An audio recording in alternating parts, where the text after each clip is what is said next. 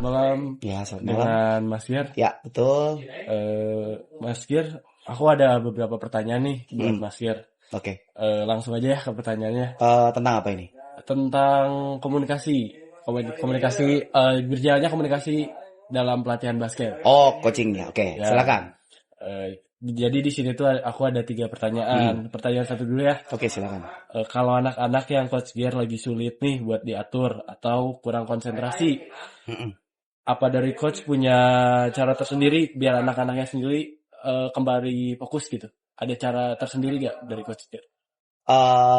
Kebetulan kan cara melatih itu apalagi komunikasi itu kan taste. Jadi saya punya treatment tertentu atau formula tertentu untuk menangani beberapa orang dengan kasus tertentu, misalkan tidak fokus. Ya mau tidak mau fokus itu harus dipaksa dengan cara agreement. Seperti tadi yang saya lakukan, bagaimana repetisi dilakukan, saat repetisi itu dilakukan kita berusaha dealing terhadap anak.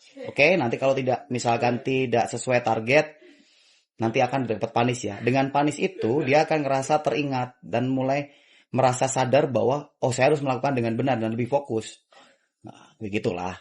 Kurang lebih begitu ya, Coach. Ya. Terus lanjut ke pertanyaan 2 ya. Dalam melatih pemain, Coach Giri sendiri tuh melatih dengan cara mencontohkan secara langsung atau ke arah yang hanya membeli arahan doang itu di pinggir lapangan kayak cuman kamu harus gini gitu.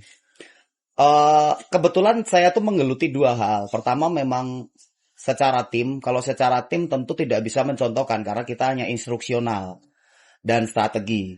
Tapi saya juga melatih secara skill individual. Skill individual tidak akan bisa tanpa praktek. Tidak akan bisa tanpa contoh. Sehingga mau tidak mau saya harus memberikan 2 cara. Kalau untuk skill individual ya saya memberikan instruksi dan memberikan advice dan mencontohkan. Tapi kalau misalkan tim ya mau tidak mau, saya di lapangan juga di pinggir lapangan memberikan beberapa instruksi saja gitu. Berarti sebenarnya menurut Mas Fir sendiri lebih efektif dengan cara mencontohkan atau kayak cuman instruksi aja? Relatif dan tentatif juga karena kebutuhan dari setiap part of basket itu kan masing-masing ya. Misalkan ada anak yang lebih senang hanya sekedar diberikan teori terus dia melakukan dengan caranya. Ada yang memang bebal, harus dicontohin dulu. Bahkan harus dimarahin dulu. Nah, kita sebagai pelatih harus wise untuk bisa adjust dan masuk dalam bagaimana cara melatih setiap anak dengan karakteristik yang berbeda itu tadi. Either anak itu bukan individual doang, tapi komunal juga.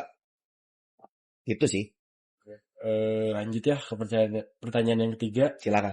Kalau coach sedang dalam situasi yang gak memungkinkan nih, entah dari coachnya atau anaknya, buat latihan secara langsung, secara tatap muka, apakah Coach Gir ada cara lain agar latihannya tetap berjalan, misal kayak lewat media atau apa gitu? Sebenarnya kalau dengan adanya digitalisasi mempermudah dan memberikan banyak peluang bagi anak-anak atau orang-orang belajar basket jauh lebih luas. Kalaupun dikatakanlah ada kelas online, basket mau tidak mau ada praktikal, tapi teorinya juga penting. Nah, kalau kita mau ngejar teorinya saja, ya bisa-bisa saja. Tapi untuk mengejar misalkan kayak tahu-tahu, oke kita tes fisik lewat online, nggak akan bisa coy. Jadi tergantung muatan konten sama tujuan kita mau melatih itu apa. Tapi kalau kita belajar misalkan, oke kita belajar skema offense, misal gitu dalam basket. Tentu akan bisa lewat online itu mempermudah. Seperti itu sih. Apa? Syang. Gimana nih latihan sama Coach Gary hari ini? Seru. Terus